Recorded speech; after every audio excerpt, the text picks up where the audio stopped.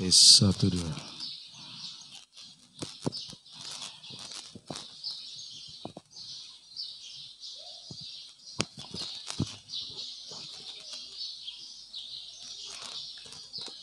Tes 1.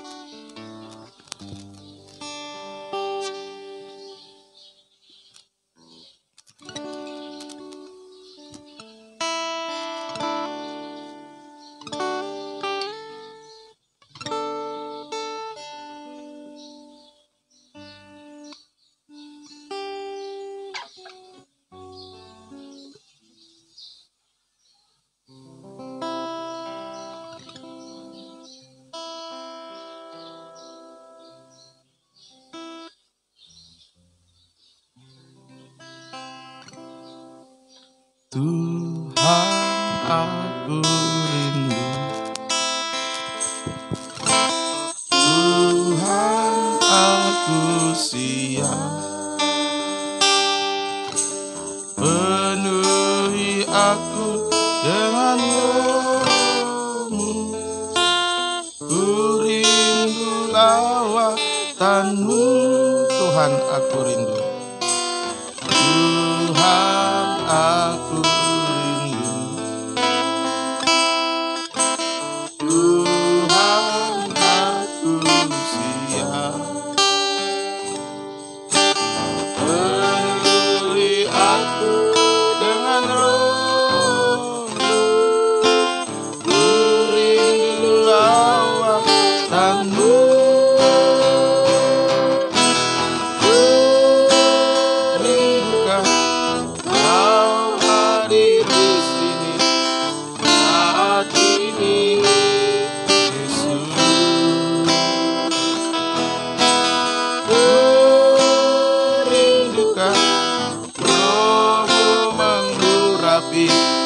Saat ini Tuhan, aku rindu. Tuhan, aku rindu. Tuhan, aku siap. Penuhi aku dengan roh-Mu.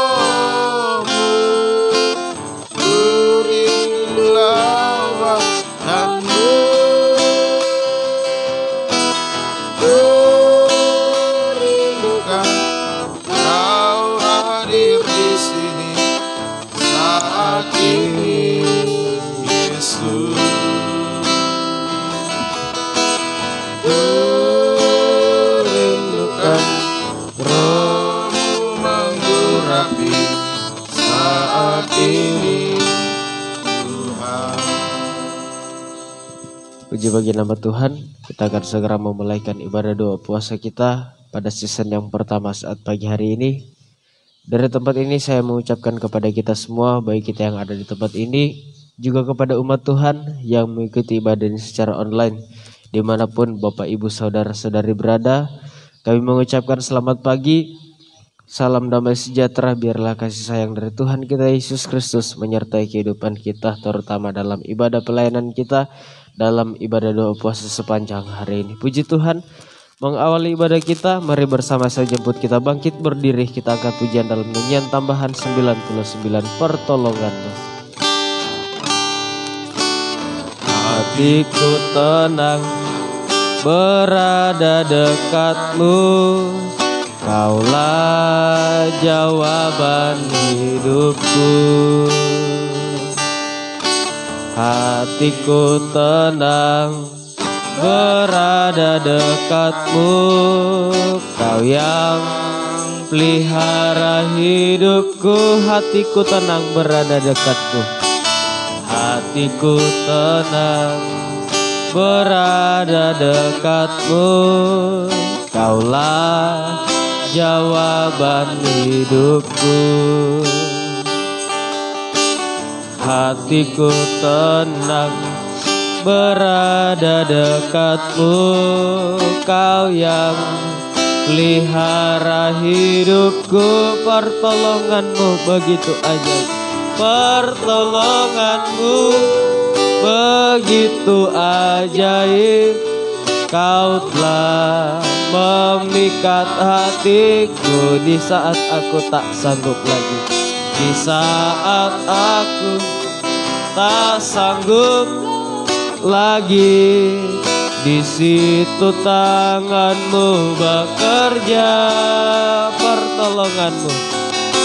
Pertolonganmu begitu ajaib. Kau telah memikat hatiku. Kini mataku tertuju padamu. Kini mataku tertuju padamu. Ku rasakan kasih-Mu Tuhan. Pertolongan-Mu begitu ajaib. Kita angkat tangan kita dan doa pembukaan saya serahkan kepada Bapak Gembala. Begitu ajaib Kau memikat hatiku.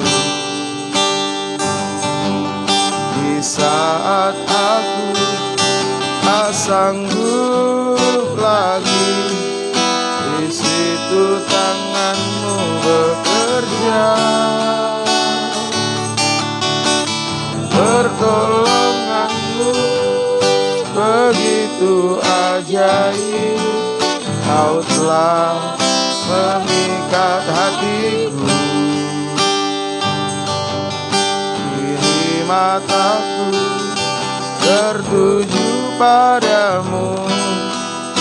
Ku rasakan kasih-Mu Tuhan. Kini mataku tertuju padamu. Ku rasakan kasih-Mu Tuhan. Haleluya. Terima kasih Tuhan. Pertolongan-Mu kami sangat rindukan, dambakan terjadi dalam kehidupan kami.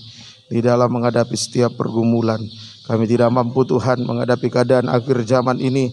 Pergumulan yang begitu berat, dengan tantangan-tantangan yang begitu hebat kami hadapi, dosa-dosa yang begitu luar biasa, angin pengajaran palsu yang begitu kencang berembus, pun semuanya mau menggagalkan kami masuk pada penggenapan rencana Allah, yakni menjadi mempelai wanita-Mu yang sempurna.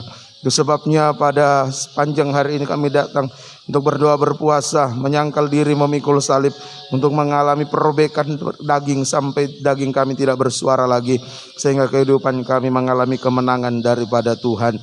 Mari Yesus yang besar, hadirlah dalam ibadah doa penyembahan kami, doa puasa kami sepanjang hari ini. Engkau mengerjakan pelayanan pendamaian, penyucian bagi kami. Engkau mengurapi kami semua, mengurapi seluruh pelayan-Mu Tuhan, mengurapi seluruh sidang jemaat, mengurapi setiap peralatan yang kami gunakan, jaringan internet, listrik, semua Engkau urapi, tutup bungkus dengan kuasa darah-Mu Tuhan, sehingga ibadah kami tidak kering tanpa arti. Sampai pada pemberitaan firman sebentar, urapi hamba-Mu, urapi firman-Mu Tuhan, tolong kami semua. Segala pekerjaan iblis setan yang mau mengganggu, mau menggoda, merintangi, menggagalkan ibadah pelayanan kami, apapun bentuknya, bersihati kami panggil nama-Mu untuk tolak usir semua, yaitu dalam nama Tuhan Yesus. Darah Yesus yang berkuasa memberikan kemenangan bagi kami sekalian. Terpuji nama-Mu Tuhan. Gereja lain, persekutuan lain yang beribadah bersama dengan kami, Engkau berkati mereka seperti Engkau berkati kami. Terutama satukan kami dalam satu firman pengajaran yang benar, membawa kami masuk dalam kesatuan tubuh Kristus yang sempurna. Dan Engkau segera datang kembali. Gerakan jiwa-jiwa untuk datang beribadah melayani-Mu Tuhan. Kami buka habiskan ibadah kami. Dalam nama Tuhan Yesus Kristus kami berdoa mengucap syukur. Haleluya. Amin. Silakan duduk.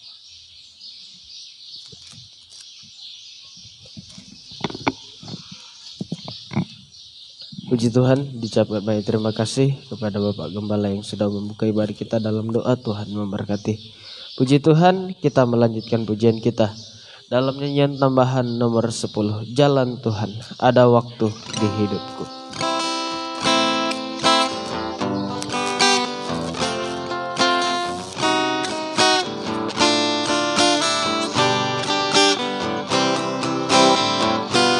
Ada waktu di hidupku, pencobaan berat menekan.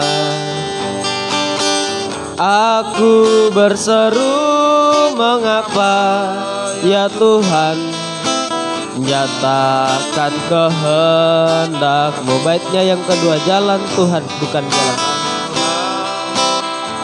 bukan jalanku. Jangan bimbang ataupun ragu, nantikan Tuhan, jadikan semua indah pada waktunya. Kor pada Tuhan, pada Tuhan masa depanku, pada Tuhan ku serahkan hidupku. Nantikan Tuhan berkarya, indah pada waktunya. Bait yang ketiga, hari esok. Hari esok tiada ku tahu, namun tetap langkahku maju. Percaya Tuhan, percaya Tuhan, jadikan semua indah pada waktunya. Pada Tuhan masa depanku, kita katakan kita. Pada Tuhan masa depanku, pada Tuhan ku serahkan hidupku. Nantikan Tuhan berkarya, indah pada waktunya. Pada Tuhan masa depanku, pada Tuhan masa depanku, pada Tuhan ku serahkan hidupku. Nantikan Tuhan berkarya, indah pada waktunya. Nantikan Tuhan berkarya, nantikan Tuhan berkarya, indah pada waktunya. Puji Tuhan, biar oleh pujian ini mengajarkan kehidupan kita, supaya kita hari-hari terakhir ini dalam pengikutan kita kepada Tuhan, kita hanya berharap kepada Tuhan, hanya bersandar kepada Tuhan, maka Tuhan sanggup menolong, menyediakan yang kita perlukan tepat pada waktunya. Kita lanjutkan pujian kita, pujian yang berkata, seperti Bapak sayang anaknya. Nyanyian tambahan 61. Bapak besar sungguh kasih, Bapak besar sungguh kasih setiamu, nyata sungguh perlindunganmu. Tak satu kuasa mampu pisahkan aku dari kasih-Mu. Bapa ajarku selalu, Bapa ajarku selalu hormati-Mu,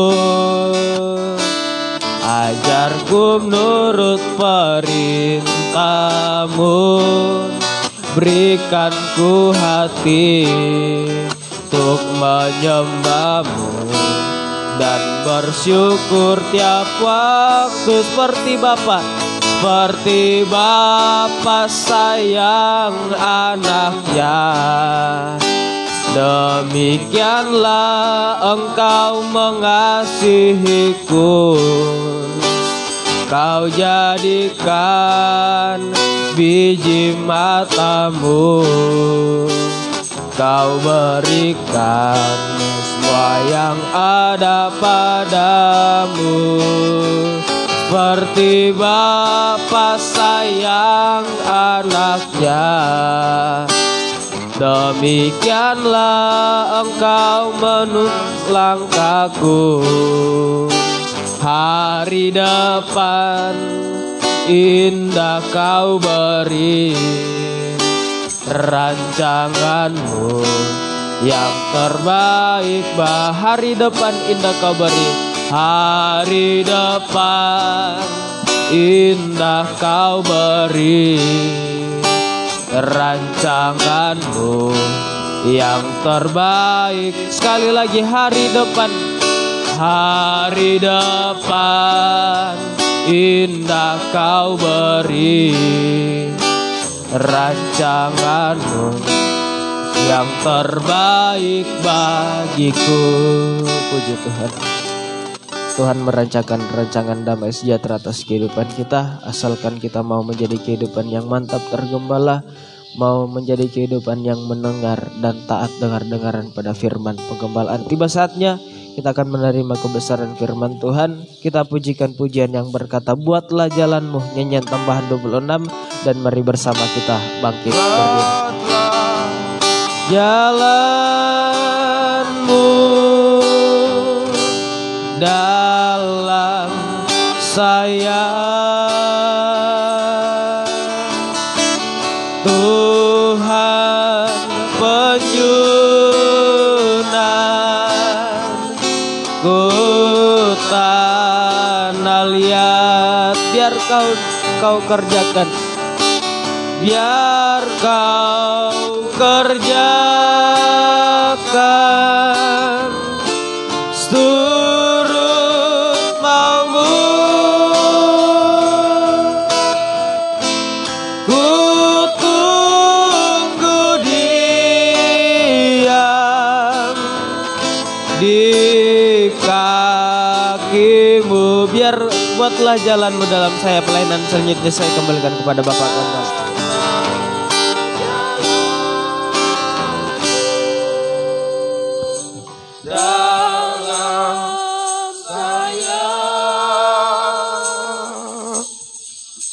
Tuhan penjunan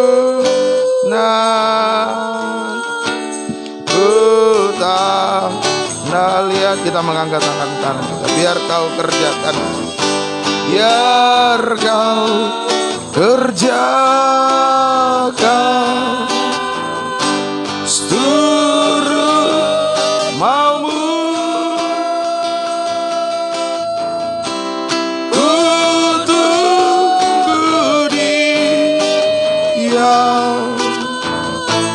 Di kakimu.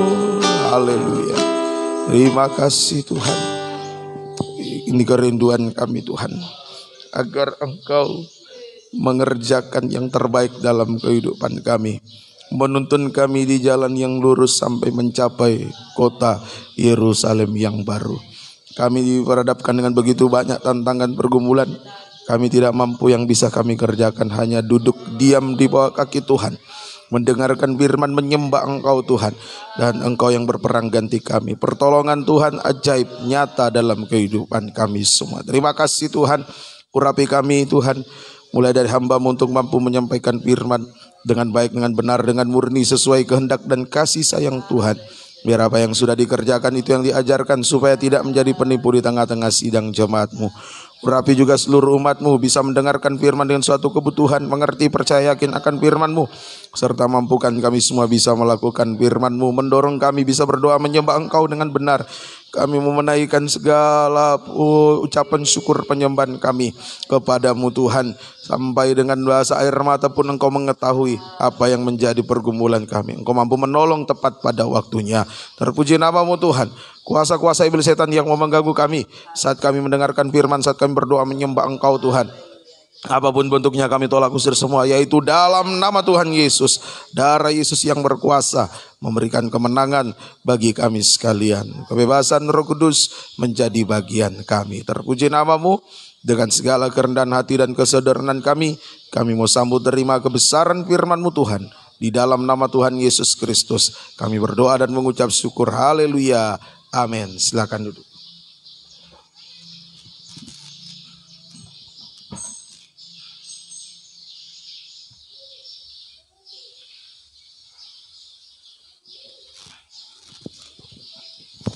Puji bagi nama Tuhan. Bapak Ibu kekasih Tuhan, baik yang mengikuti ibadah ini secara langsung, tatap muka langsung, maupun yang mengikuti ibadah ini secara online, live maupun tunda, bersama istri saya mengucapkan kepada kita sekalian selamat pagi. Salam sejahtera di dalam kasih Tuhan Yesus Kristus menyertai kita sekalian. Mari kita akan kembali melanjutkan pelajaran kitab Keluaran pasal yang ke-15. Keluaran pasal yang ke-15. Kita mulai membaca ayat 1 sampai ayatnya yang ketiga. Pada waktu itu Musa bersama-sama dengan orang Israel menyanyikan nyanyian ini bagi Tuhan yang berbunyi, "Baiklah aku menyanyi bagi Tuhan sebab ia tinggi luhur. Kuda dan penunggangnya dilemparkannya ke dalam laut. Tuhan itu kekuatanku dan mazmurku. Ia telah menjadi keselamatanku. Ia Allahku, kupuji dia. Ia Allah Bapakku, kuluhurkan dia. Tuhan itu pahlawan perang, Tuhan itulah namanya." Iya, puji Tuhan. Ini adalah secara rohani pasal 15 ini ayat 1 sampai ayat 21 ini adalah hasil baptisan air. Nah, hasil baptisan air. Nah, sesudah melewati atau menyeberang laut Teberau, ada kesukaan atau nyanyian karena kemenangan. Sekarang bagi kita sesudah masuk baptisan air, ada kesukaan surga. Ada kesukaan surga. Ada nyanyian karena kemenangan. Puji Tuhan. Ada dua macam nyanyian. Ada dua macam nyanyian di sini. Yang pertama ayat 1 sampai ayat yang ke-18 itu adalah nyanyian Musa. Ayat 1 sampai 18. Ini nyanyian Musa. Nah, disebut juga nyanyian anak domba. Nyanyian anak domba atau nyanyian mempelai pria surga. Nah, ini sama dengan kesukaan surga. Nyanyian Musa disebut juga nyanyian anak domba. Nyanyian mempelai pria surga sama dengan kesukaan surga. Kita baca dalam kitab Wahyu pasal yang ke-15. Kitab Wahyu pasal 15 ayat 1 sampai ayat yang ketiga. Nah, sampai 4 lah boleh. 1 sampai 4. Dan aku melihat suatu tanda lain di langit besar dan ajaib, 7 malaikat dengan ke-7 malapetaka terakhir, karena dengan itu berakhirlah murka Allah. Dan aku melihat sesuatu bagaikan lautan kaca bercampur api, dan di tepi lautan kaca itu berdiri orang-orang yang telah mengalahkan binatang itu dan patungnya dan bilangan namanya. Pada mereka ada kecapi Allah, dan mereka menyanyikan nyanyian Musa, hamba Allah, dan nyanyian anak domba. Bunyinya, "Besar dan ajaib segala pekerjaanmu, ya Tuhan Allah yang maha kuasa, adil dan benar segala jalanmu, ya Raja segala bangsa. Siapakah yang tidak takut ya Tuhan, dan yang tidak memuliakan namamu, sebab engkau saja yang kudus.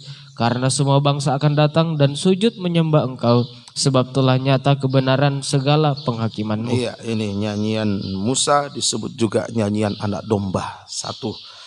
Itu satu kesatuan. Puji Tuhan.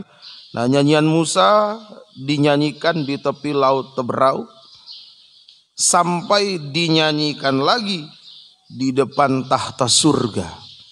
Nah, dinyanyikan di tepi laut Teberau, sampai dinyanyikan lagi di depan tahta surga. Nah, oleh dikatakan orang-orang yang telah menang atas setan Tritunggal. Di ayat 2 itu ya. Mereka yang telah mengalahkan binatang itu, patungnya, bilangan namanya, ini mengalahkan setan. Mengalahkan setan.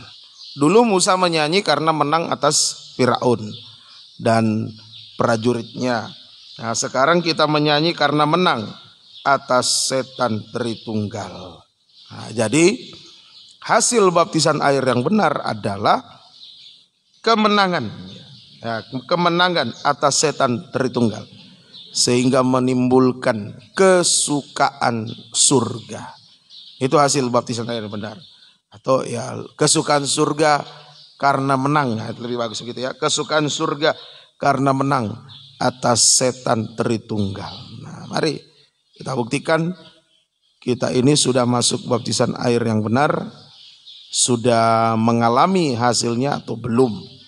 Mungkin syaratnya sudah benar, pelaksanaannya sudah benar. Nah, sekarang hasilnya ini yang kita harus gumuli.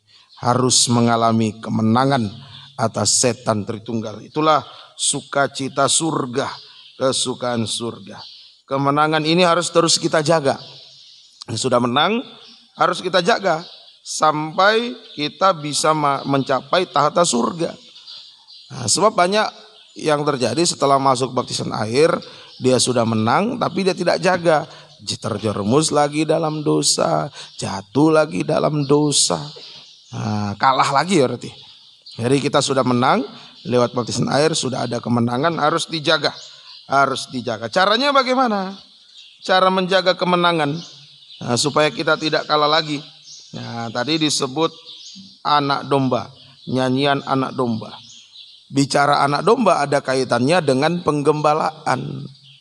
Nah, ada kaitannya dengan penggembalaan. Jadi cara menjaga supaya kemenangan itu tetap kita tidak kalah lagi, cara menjaganya adalah menjadi domba yang tergembala. Itu cara menjaganya. Menjadi domba yang tergembala dengan sungguh-sungguh. Mari tergembala dengan benar dan baik. Nah, dalam Kisah Rasul 2 ayat 41 baptisan air, ayat 4 menandakan sudah menang atas setan. Ayat 42 menjaga kemenangan itu dengan ketekunan dalam 3 macam ibadah pokok. Ya, tergembala. Cobalah dibaca Kisah Rasul 2. Mari kita baca ayat 41 dan 42. Kisah Rasul 2 41 dan 42. Orang-orang yang menerima perkataannya itu memberi diri dibaptis, dan pada hari itu jumlah mereka bertambah kira-kira 3.000 nah, jiwa. Ini sudah kemenangan ya, masuk baptisan air, menang atas setan. Mereka bertekun dalam pengajaran ya, rasul-rasul. Ini ketekunan dalam ibadah pendalaman Alkitab dan dalam persekutuan. Ketekunan dalam ibadah raya. Dan mereka selalu berkumpul untuk memecahkan roti dan berdoa. Berdoa, ketekunan dalam ibadah, doa penyembahan. Puji Tuhan, ini cara menjaga supaya kemenangan itu tidak pudar, ya, tidak luntur, terus kita raih. Ya, kalau di dalam pertandingan menang itu gampang, untuk mempertahankan kemenangan itu yang berat. Sudah dapat juara Piala Dunia, belum tentu edisi berikutnya menang lagi. Nah, bisa kalah, babak kualifikasi sudah gugur dan seterusnya. Puji Tuhan, ini nyanyian yang pertama, nyanyian Musa. Ada 2 macam nyanyian. Yang kedua nyanyian Miriam. Ayat 19 sampai ayat 21. Nah, ini sama dengan nyanyian gereja Tuhan, mempelai wanita Tuhan. Nah, nyanyian Musa itu nyanyian mempelai pria surga, kesukaan surga. Nyanyian Miriam itu nyanyian mempelai wanita Tuhan, gereja Tuhan, mempelai wanita Tuhan. Bunyi nyanyian Miriam dan nyanyian Musa sama, ada kesamaan. Ada kesamaan. Coba kita baca ayat 1 dulu dan ayat 21. Ayat 1 itu nyanyiannya Musa, kemudian nanti ayat 21 nyanyian Miriam. Bunyi nyanyiannya sama. Kita baca ayat 1 dulu. Pada waktu itu Musa bersama-sama dengan orang Israel menyanyikan nyanyian ini bagi Tuhan yang berbunyi, baiklah aku menyanyi bagi Tuhan sebab ia tinggi luhur. Kuda dan penunggangnya dilemparkannya ke dalam laut. Ya, 21. Dan menyanyilah Miriam memimpin mereka. Menyanyilah bagi Tuhan sebab ia tinggi luhur. Kuda dan penunggangnya dilemparkannya ke dalam laut. Ya, ini sama. Nyanyian Musa dan nyanyian Miriam ada kesamaan. Artinya kesukaan dalam gereja Tuhan harus merupakan pantulan dari kesukaan surga. Nah, jadi bukan kesukaan daging ya. Kita bersuka dalam ibadah itu pantulan dari kesukaan di surga. Sehingga nanti akan mencapai kesukaan kekal di tahta surga. Nah, sekarang yang terjadi sebaliknya. Di dunia ini kesukaannya kesukaan daging lagi, bukan lagi dalam gereja kesukaan daging, bukan kesukaan pantulan dari surga. Nah, kesukaan daging ya, pujiannya dibuat semarak, tapi hanya sukacita daging. Sukacita daging. Buktinya ya tidak tergembala, tidak ada penyucian. Nah itu Tuhan tolong kita. Jadi jika kesukaan dalam gereja bukan pantulan dari kesukaan surga, nah, maka akan menjadi kesukaan daging, ya, kesukaan dunia yang mengarah pada pembangunan tubuh Babel, nah, mempelai wanitanya setan. Nah, buktinya apa? Bahwa yang ada dalam gereja itu kesukaan daging sehingga mengarah pada pembangunan tubuh Babel. Buktinya terjadi pemberhalaan. Satu, bukti pertama. Terjadi pemberhalaan. Nah, jadi bukan lagi Tuhan yang disembah, yang dipuji, dipermuliakan, tetapi manusianya yang dipuji-puji, diagungkan. Baik itu pendetanya, nah, itu gembalanya, itu yang dipuji-puji, diagungkan, bukan lagi Tuhan. Nah, ini hati-hati ya, jangan sampai memberhalakan gembala. Tuhan cemburu. Kalau gembala sudah didewakan, diberhalakan, nanti Tuhan ambil gembala itu. Karena Tuhan tidak mau penyembahan kita, penyembahan untuk Tuhan dirampas. Yohanes sempat salah. Dia bukan menyembah Tuhan tapi sujud menyembah malaikat. Untung malaikat itu tidak makan puji. Dia langsung pegang Yohanes, bangun, jangan sembah aku, sembahlah Allah, kita sama. Jangan sembah manusia ya, mengagung-agungkan manusia luar biasa. Firman-Nya Pendeta Henry, saya tidak punya firman. Yang punya firman itu Tuhan. Jangan diagung-agungkan manusianya. Kalau dihormati harus, ditaati harus. Tapi kalau mau disembah-sembah, diagung-agungkan, jangan. Itu bukti pertama. Ada pemberhalaan. Kemudian yang kedua, mohon maaf, ada kenajisan. Kalau kesukaannya sudah kesukaan daging, kesukaan dunia, nah nanti mengarah pada pembangunan tubuh Babel. Buktinya ada percabulan, kenajisan. Nah, mari kita baca di dalam kitab Keluaran. Keluaran pasal yang ke-32. Keluaran pasalnya yang ke-32. Ini tentang anak lembu emas ini. Kita baca ayat 18-19. Ayat 18-19. Tetapi jawab Musa, bukan bunyi nyanyian kemenangan, bukan bunyi nyanyian kekalahan, bunyi orang menyanyi berbalas-balasan itulah yang kudengar. Dan ketika ia dekat ke perkemahan itu dan melihat anak lembu dan melihat orang menari-nari, maka bangkitlah amarah Musa, dilemparkannya lah kedua loh itu dari tangannya dan dipecahkannya pada kaki gunung itu. Ya, kita lihat sini ya, orang Israel menari-nari di depan anak lembu emas. Menyanyi-nyanyi, itu kesukaan daging. Ayat 6. Ayat 6. Dan keesokan harinya, pagi-pagi maka mereka mempersembahkan korban bakaran dan korban keselamatan. Sesudah itu duduklah bangsa itu untuk makan dan minum. Kemudian bangunlah mereka dan bersukaria. Iya, bersukaria. Bersukaria di sini permisi. Ya mereka sudah, mohon maaf ya, ini saya terima dari pelajaran dari para pendahulu, main-main seks, sudah berbuat yang najis, kenajisan. Nah ini yang akibatnya kalau kesukaan di gereja hanya kesukaan daging, kesukaan dunia. Nah, ini mengarah pada pembangunan tubuh Babel. Jadi sekali lagi, kesukaan dalam gereja harus merupakan pantulan dari kesukaan surga. Yaitu apa? Kesukaan gereja yang merupakan pantulan dari kesukaan surga. Yaitu kesukaan mendengar firman. Itu yang benar. Kesukaan mendengar firman. Kesukaan menikmati penyucian dan pembaharuan. Jadi bisa dilihat. Kesukaannya ini kesukaan surga atau kesukaan dunia. Waktu memuji Tuhan, semangat. Bersukacita. Baik, memang harus bersukacita kita memuji Tuhan. Nah, bagaimana waktu dengar firman? Waktu dosanya mulai dibuka, dibongkar, oh ngamuk. Tidak bisa terima, tidak bisa menerimanya. Oh ini daging ini bukan lagi perkataan hikmat ini perkataan daging. Nah, dianya yang daging, bukan firman Tuhan. Dibalik, nah, coba dibaca ya. Yeremia 15 ayat 16. Yeremia pasal 15 ayatnya yang ke-16. Yeremia 15 ayat yang ke-16. Apabila aku bertemu dengan perkataan-perkataanmu, maka aku menikmatinya. Firman-Mu itu menjadi kegirangan bagiku dan menjadi kesukaan hatiku, sebab namamu telah diserukan atasku, ya Tuhan Allah semesta alam. Iya, firman-Mu menjadi kesukaan. Namamu diserukan atasku. Nah, nama Tuhan itu dahsyat, menyucikan. Ini kesukaan menikmati firman, kesukaan menikmati penyucian. Ya, nama Tuhan itu dahsyat, menyucikan, disebut dalam bahasa Gerikanya higietso, dahsyat, menyucikan.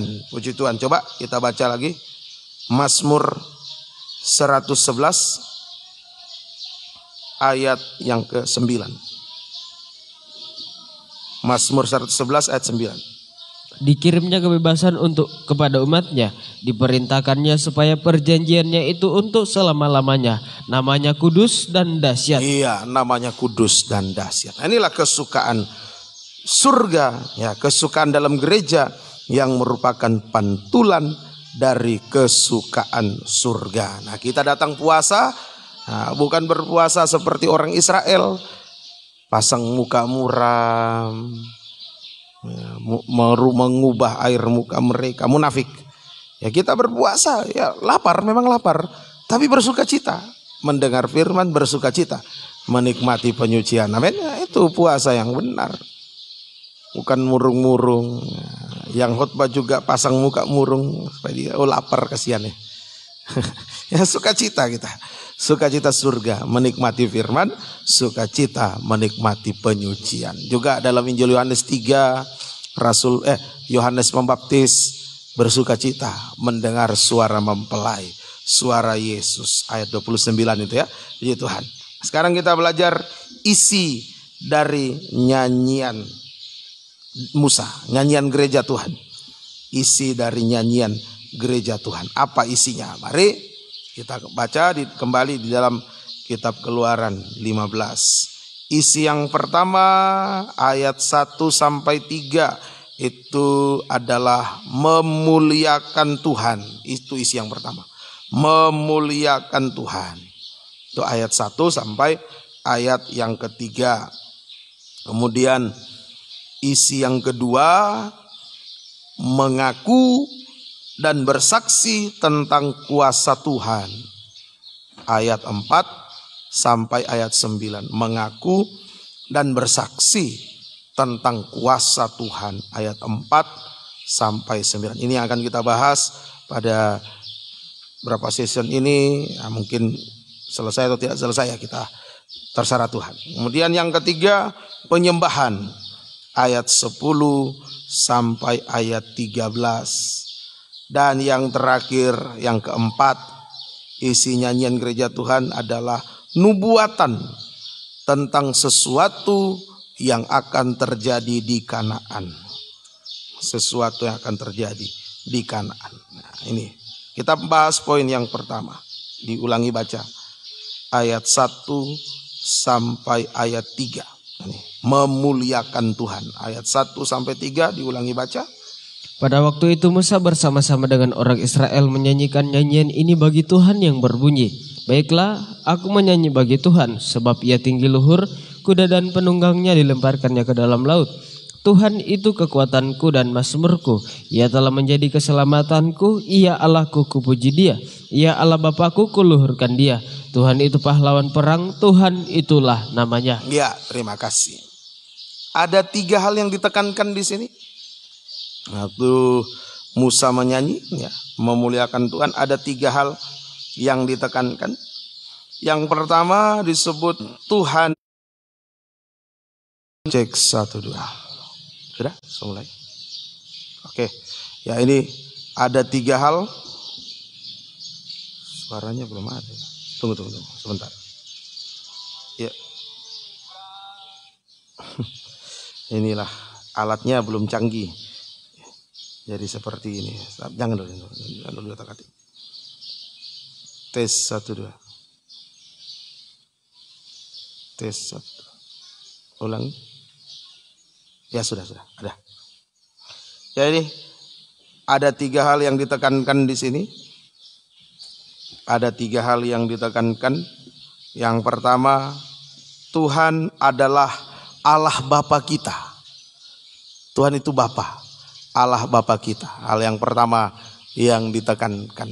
Nah, yang kedua yang ditekankan adalah Tuhan adalah pahlawan perang.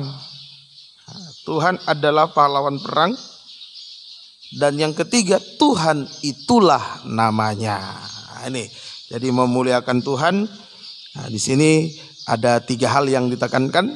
Yang pertama, Tuhan adalah Allah Bapa kita. Yang kedua, Tuhan adalah pahlawan perang. Dan yang ketiga, Tuhan itulah namanya.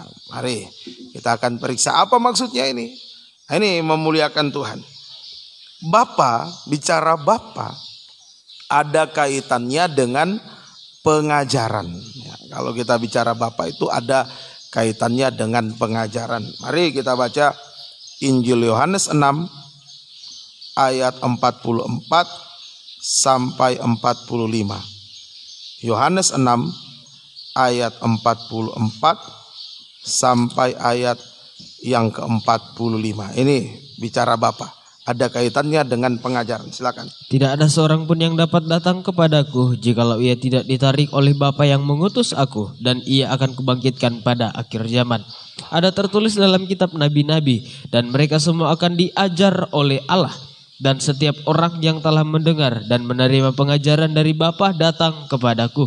Iya, ini jadi ini dalam Bapa itu ada kaitannya dengan pengajaran. Nah, di dalam pengajaran ada kemenangan. Nah, tadi dikatakan Tuhan adalah pahlawan perang. Nah, di dalam pengajaran itu ada kemenangan. Ya, tinggal kita mau dengar dan praktek. Ya, kenapa kok tidak menang? Kok kalah terus? Karena belum dipraktek.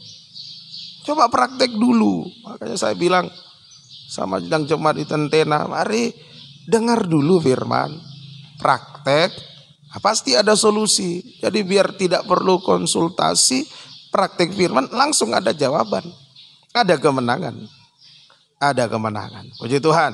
Nah, ini Tuhan adalah pahlawan perang. Nah, bukan kita yang berperang dalam pergumulan kita hadapi, bukan kita yang berperang, tapi Tuhan. Kita hanya diam saja. Tuhan yang berperang ganti kita. Amin. Nah, kita diam saja. Serahkan semua kepada Tuhan. Nah, itu memuliakan Tuhan.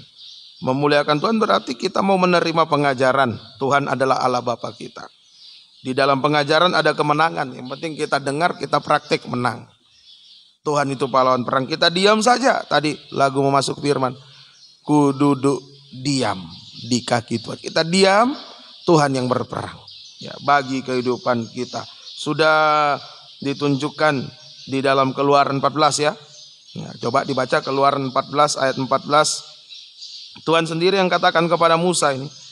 Ini nasihat dari Tuhan, perintah dari Tuhan kepada Musa.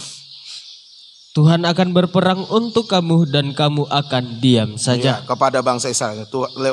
Nasihat Musa kepada bangsa Israel, mohon maaf. Ya, Tuhan akan berperang untuk kamu dan kamu akan diam saja.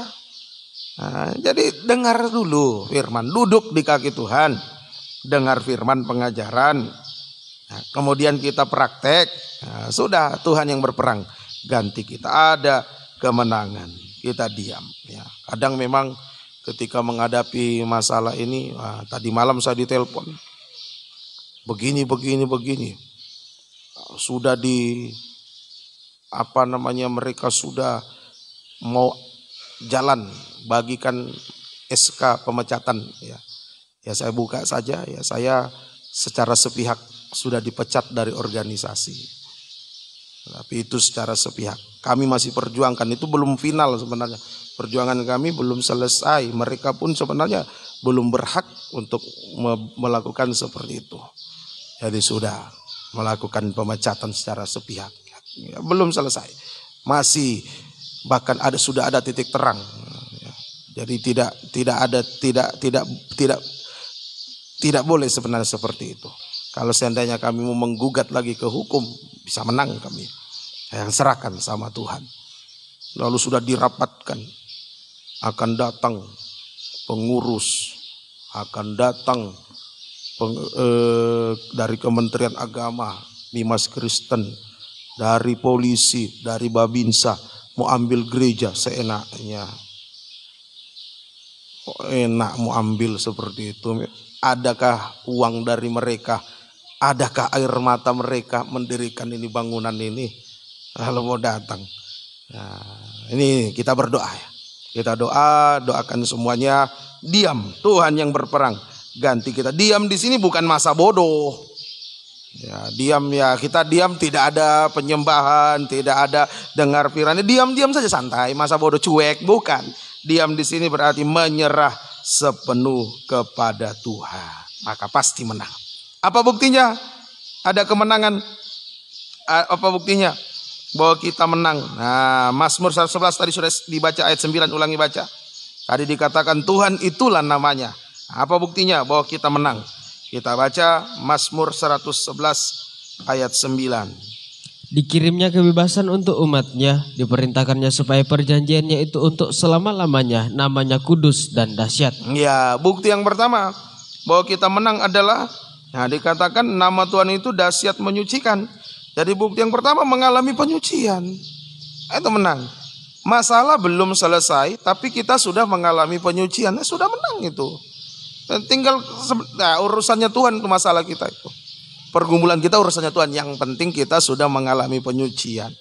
Perempuan Sirofenisia datang minta kepada Tuhan kepada Yesus supaya Yesus menyembuhkan anaknya yang kerasukan setan. Nah, pertolongan Tuhan yang utama adalah penyucian. Setelah dia berkata, benar Tuhan, anjing itu menjilat remah-remah roti. Dia mengaku dirinya anjing, tapi mau menjilat remah-remah roti, terjadi penyucian. Nah, itu pertolongan utama. Sesudah itu anaknya sembuh. Pulanglah ibu, anakmu sudah sembuh. Karena kata-katamu anakmu sembuh. Nah, ini jadi bukti pertama kita menang adalah mengalami penyucian. Nah, bukti menang yang kedua, Yehezkiel 36 ayat 22. Tuhan tadi dikatakan Tuhan itu adalah namanya. Kita baca Yehezkiel pasal yang ke-36 ayat 22. Ini bukti bahwa kita menang. Yehezkiel 36 ayat 22. Oleh karena itu katakanlah kepada kaum Israel, beginilah firman Tuhan Allah, bukan karena kamu aku bertindak, hai kaum Israel, tetapi karena namaku yang kudus, yang kamu najiskan di tengah-tengah bangsa di mana kamu datang. Ya, di sini Tuhan mau memulihkan bangsa Israel karena namanya yang kudus. Jadi bukti yang kedua mengalami pemulihan. Nah, itu buktinya bahwa kita ini sudah menang. Yang pertama ada penyucian, itu sudah menang. Yang kedua ada pemulihan. Nah, semoga kita mengerti. Nah, sekarang kita periksa, hidupku ini sudah dipulihkan Tuhan atau belum? Saya ini sudah mengalami pemulihan atau belum? Nah, tanda-tanda dipulihkan bahwa kita sedang dipulihkan. Nah, kita ini sedang dipulihkan. Apa tanda-tandanya? Tanda yang pertama bahwa kita ini sedang dipulihkan. Ayat 33 kita baca. Beginilah firman Tuhan Allah, pada hari aku mentahirkan kamu dari segala kesalahanmu. Pada hari aku memulihkan engkau, aku akan membuat kota-kota didiami lagi dan reruntuhan-reruntuhan akan dibangun kembali. Ya, bukti yang pertama dibangun. Itu bahwa kita sedang dipulihkan, dibangun. Artinya kita masuk pelayanan pembangunan tubuh Kristus yang sempurna. Itu dibangun. Kita masuk dalam pelayanan pembangunan tubuh Kristus yang sempurna. Ya, atau dengan kata lain, menjadi hamba Tuhan, pelayan Tuhan yang aktif di dalam melayani Tuhan. Dalam pelayanan pembangunan tubuh Kristus, saya aktif. Jangan nganggur. Begitu kita nganggur, setan datang menawarkan diri, mau mempekerjakan kita lagi. Kita jadi hambanya setan lagi. Ayo, jangan nganggur. Menjadi hamba Tuhan, pelayan Tuhan yang aktif di dalam pelayanan pembangunan tubuh Kristus. Jangan takut. Kadangkala kita mau aktif dalam pelayanan pembangunan tubuh Kristus, dalam melayani Tuhan, tapi kita ragu, bimbang soal hidup sehari-hari. Kalau saya aktif melayani, nanti jam kerja saya berkurang, otomatis pemasukan berkurang. Wah, saya nanti tidak makan ini, tidak minum ini, bagaimana nasibku? Jangan ragu. Yakinlah, kalau kita mau masuk dalam pelayanan pembangunan tubuh Kristus, soal yang jasmani Tuhan pasti bangun. Rohani saja dibangun, masa yang jasmani Tuhan tidak bangun? Tuhan pasti bangun, Tuhan pasti tata rapi. Amin. Itu jangan ragu. Nah, lihatlah dari kami hamba Tuhan yang melayani 100%. Tidak ada pekerjaan sampingan, melayani sepenuhnya. Aktif melayani Tuhan, Tuhan bangun yang jasmani juga, Tuhan tata rapi. Tuhan pelihara, Tuhan semakin berkati. Apalagi sidang jemaat yang masih bisa bekerja di dunia.